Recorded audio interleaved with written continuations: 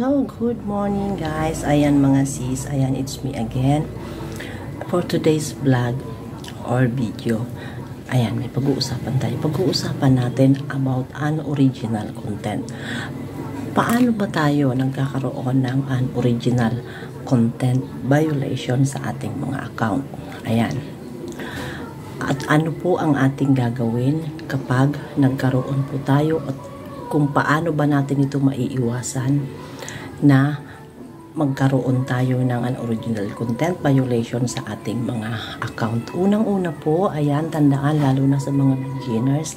Pero po bago po ang lahat, sana po yung hindi pa nakakapag-subscribe dyan, ayan, o hindi pa naka-follow, please follow this video and follow me para lagi po kayong update sa lahat ng videos na i-upload ko araw-araw. Ayan, and then pakishare po after nyo po mapanood. Panoorin po natin ito ng buo, lalo na tapusin, lalong-lalo na po doon sa mga nag-uumpisa pa lang na hindi pa alam kung paano ang gagawin nila at kung paano natin maiiwasan ang pagkakaroon ng unoriginal content. First, ayan, iwasan natin ang reuse content. Ano po ba yung reuse content? Ayan. Kung kayo po ay may page, tapos mayroon kayong personal account o professional mode na account, ayan. Pag na-upload nyo na po sa inyong personal account ang isang videos, dapat po hindi nyo na po ito ina-upload sa inyong page o sa kung sa ano pa mang mga account ninyo.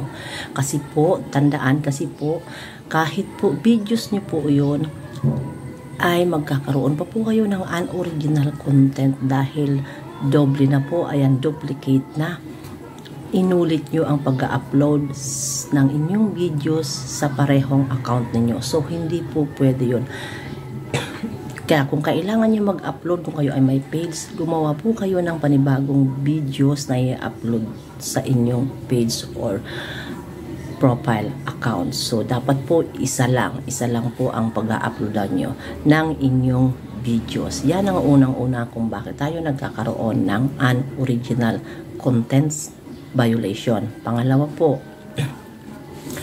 ayan, pag nag-upload po tayo ng mga videos na kinuha natin sa iba't ibang platform na inedit nyo lang, nilagyan ng effects, music, ayan, pag na-detect po yan ng AI ni Meta, ayan, isa po rin yang cause kung bakit tayo nagkakaroon ng unoriginal content.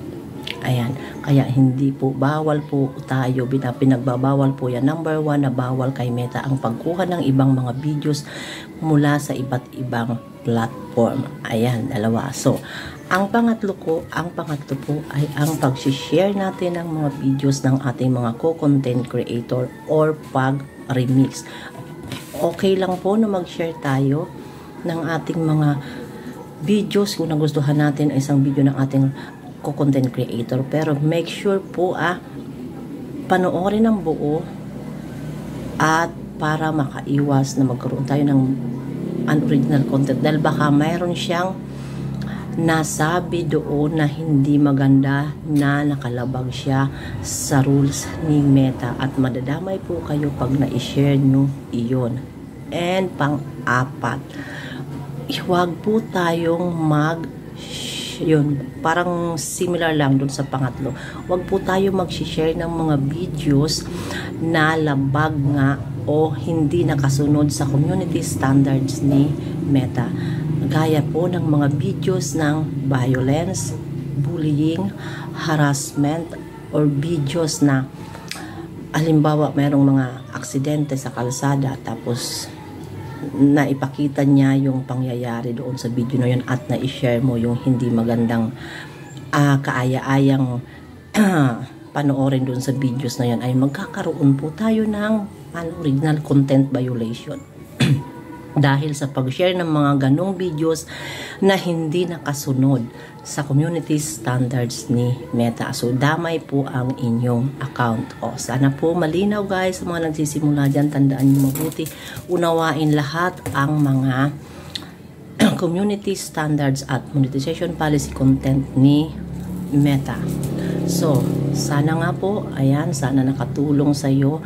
Yan po talaga ang pinaka-problema ng mga halos sa karamihan ngayon ng mga content creator, ang pagkakaroon ng unoriginal content. Hindi lang po baguhan, kahit na yung malalaki ng content creator, minsan nagkakamali pa din at nadidetect pa rin sila at hindi nakakalusot sa algorithm ni Meta. Kaya iwasan po at ingat-ingat tayo sa pag-share, sa pag-upload ng ating mga reels, video at unawain lahat. Ayan, isinishare ko sa inyo ang aking kaalaman based on my experience, pero I'm not expert po. So, isinishare ko lang po sa inyo ang aking nalalaman, ang aking kaalaman about sa mga rules ni Meta. Ayan, para maiwasan natin ang unoriginal content, ayan guys, wag na po tayong basta-basta mag-upload ng mga videos na hindi natin inaalam lahat ng policies ni Meta or ni Facebook. So, yun lamang po guys. Sana po nakatulong and pakishare naman po.